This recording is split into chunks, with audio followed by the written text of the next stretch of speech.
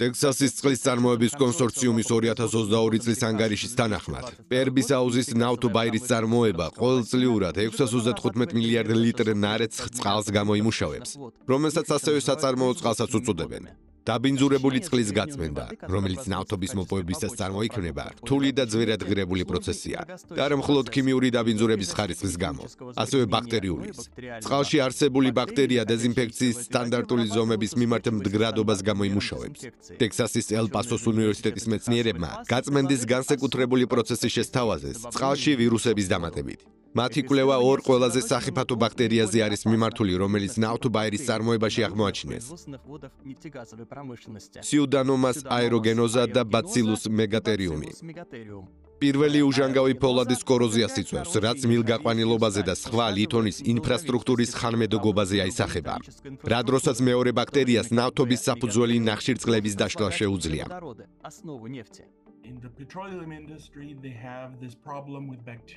ინდუსტრია ბაქტერიების პრობლემას შეეჩეხა, ვინაიდან ქიმიური დამუშავების მიმართ მდგრადი ხდება.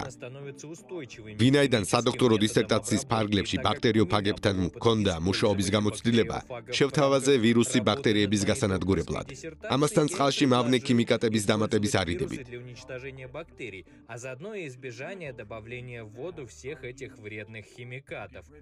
წარმოებაში გამოყენებული წყლის უდიდესი ნაწილი ნავთობის მოპოვების შემდეგ ამჟამად წყალში ჩატუმბვის გზით გადამუშავდება.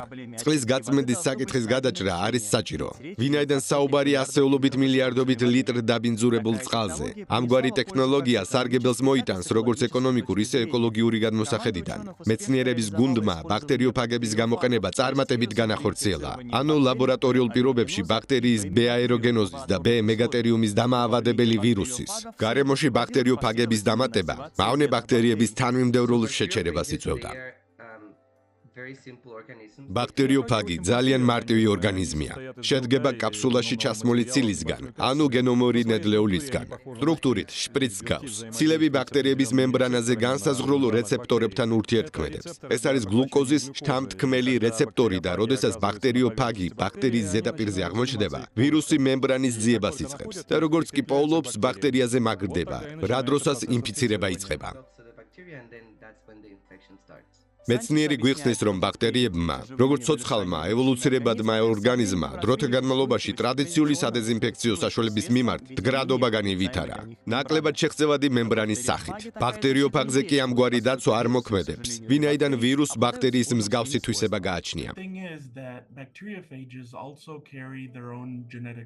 ბაქტერიოფაგს საკუთარი გენეტიკური ნედლეული გააჩნია. ამგვარად, ევოლუციასაც ექვემდებარება.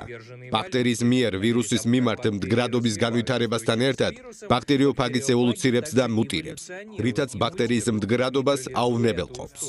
ერთგვარი ჩაშენებული მოწყობილობა გამოდის, რომელიც ბაქტერიის ინფექციის არიდებას აჩერებს.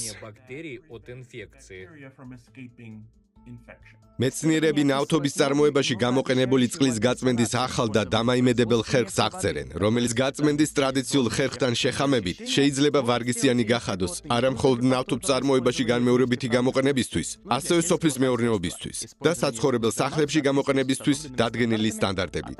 ასევე წყლის ჰორიზონტში ეკოლოგიური ჩაშვებისთვის. სახიფათოა თუ არა წყლის ვირუსით დაბინძურება? სათუოა, ვინაიდან ბაქტერიოფაგს საკმაოდ ვიწრო მიმართულება გააჩნია და ბაქტერიის მხოლოდ განსაზღვრული სახეობის დაავადება შეუძლია, რომელიც წყალში შეზღუდული რაოდენობით არის. ბაქტერიოფაგს ბაქტერია გადასარჩენად ჭირდება, ასე რომ როგორც კი შესაბამისი სახის ყველა ბაქტერიის დაავადებას ახდენს, მისი პოპულაცია შემცირებას იწყებს. შედეგად ყველაფერი წონასწორობაში მოდის.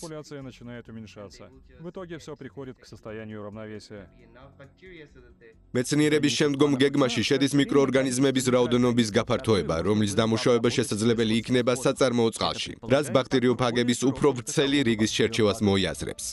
Андрей Цветков, Юрий Закревский, специально для программы «Детали».